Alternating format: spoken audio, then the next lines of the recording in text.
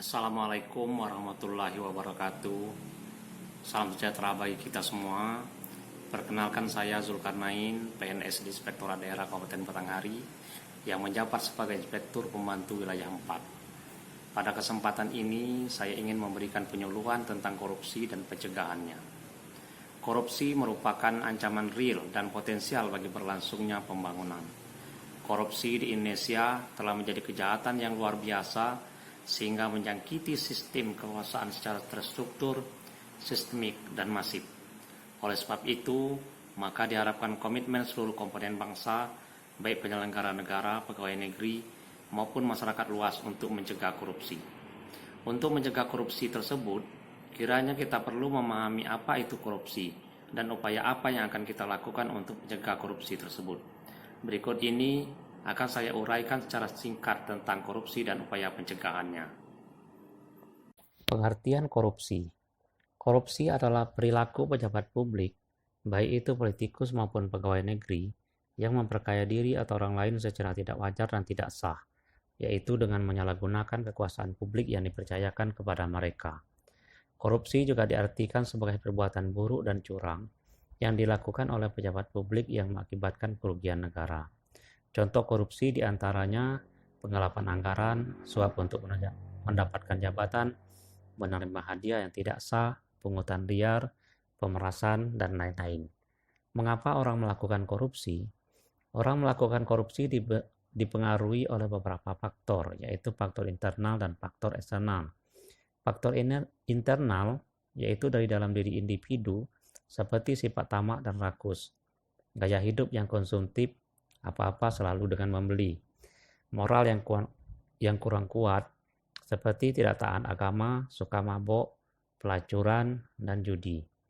Faktor eksternal yaitu dari luar diri pelaku, itu seperti faktor politik, yaitu adanya permintaan pihak berkuasa atau orang berpengaruh. Selanjutnya faktor hukum, yaitu lemahnya hukum dan penegakannya. Dampak korupsi. Perilaku korupsi yang telah berlangsung menimbulkan dampak yang luar biasa bagi negara dan masyarakat. Hal ini antara lain seperti yang pertama, dampak sosial. Dampak sosialnya yaitu pelayanan sosial buruk, seperti pelayanan sosial di rumah sakit, rendahnya kualitas pendidikan, serta kemiskinan.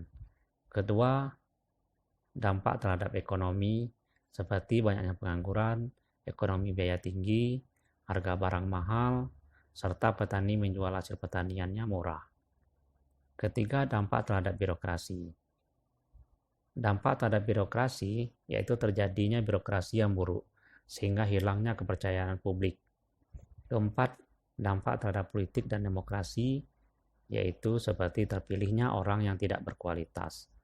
Kelima, dampak terhadap penegakan hukum, yaitu seperti bebasnya orang yang bersalah. Keenam, runtuhnya pertahanan dan keamanan negara. Serta dampak lainnya yaitu terjadinya kerusakan lingkungan. Setelah kita memahami pengertian korupsi, penyebab dan dampaknya, maka selanjutnya saya akan menguraikan bentuk-bentuk korupsi. Bentuk-bentuk korupsi.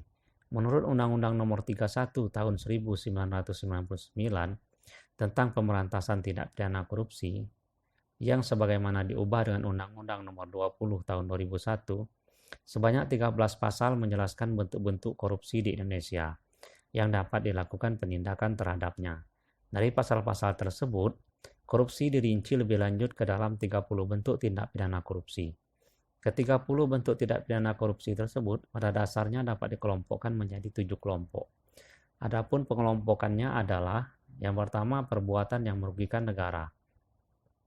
Perbuatan yang merugikan negara dapat dibagi menjadi dua bagian, yaitu mencari keuntungan dengan cara melawan hukum dan merugikan negara, serta menyalahgunakan jabatan untuk mencari keuntungan dan merugikan negara.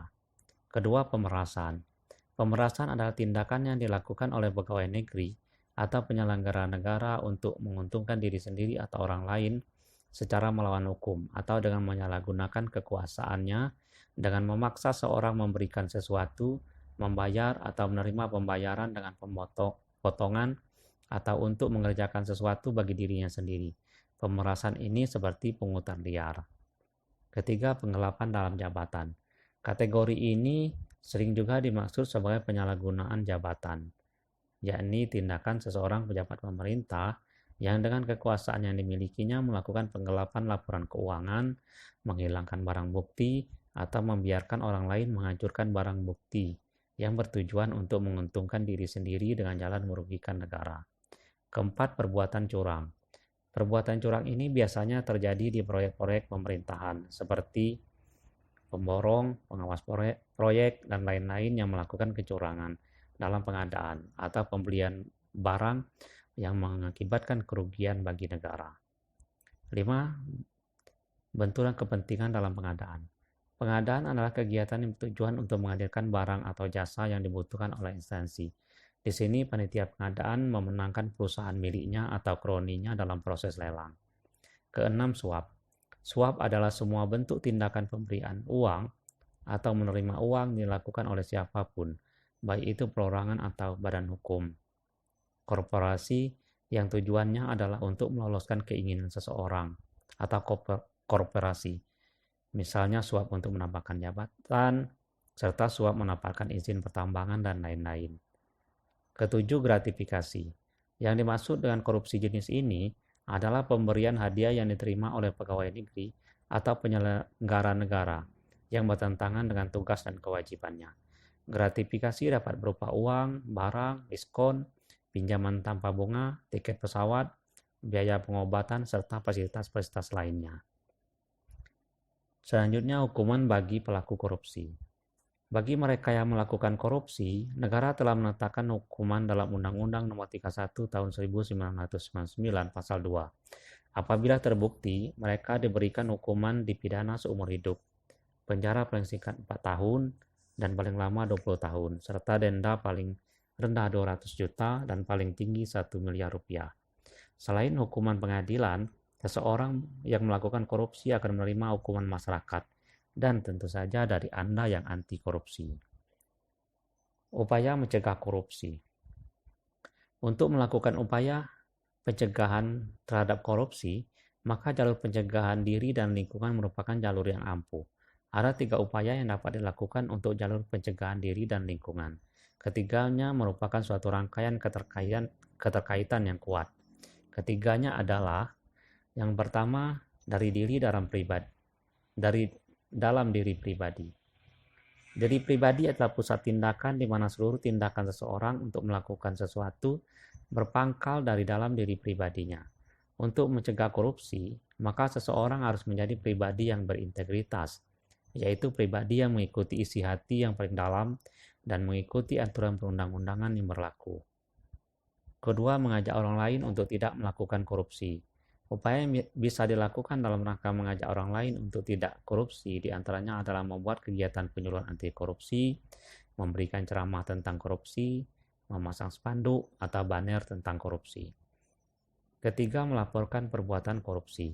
Dalam upaya mencegah terjadinya korupsi, dapat pula dengan melaporkan perbuatan korupsi. Laporan tersebut dapat disampaikan kepada pihak berwenang seperti KPK, Kejaksaan, Kepolisian, dan Inspektorat. Untuk mencegah korupsi dari dalam diri pribadi masing-masing, maka setiap pribadi harus menjadi pribadi yang berintegritas.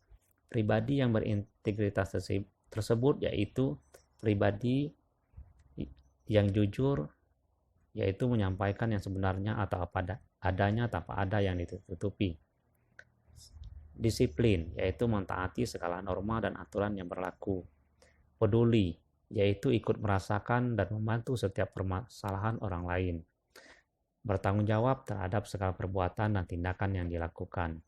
Bekerja keras dalam menyelesaikan setiap pekerjaan yang dipercayakan. Sederhana, yaitu tidak berpoya-poya. Mandiri, yaitu tidak tergantung kepada orang lain. Berani dalam menegakkan kebenaran. Serta adil, yaitu semua orang diperlakukan sama, baik orang miskin maupun orang kaya, atau terhadap orang berkuasa maupun terhadap orang yang tidak berkuasa. Demikianlah paparan singkat saya tentang korupsi dan pencegahannya. Semoga dapat dipahami dan bermanfaat bagi kita semua dalam mencegah tindak pidana korupsi. Wassalamualaikum warahmatullahi wabarakatuh.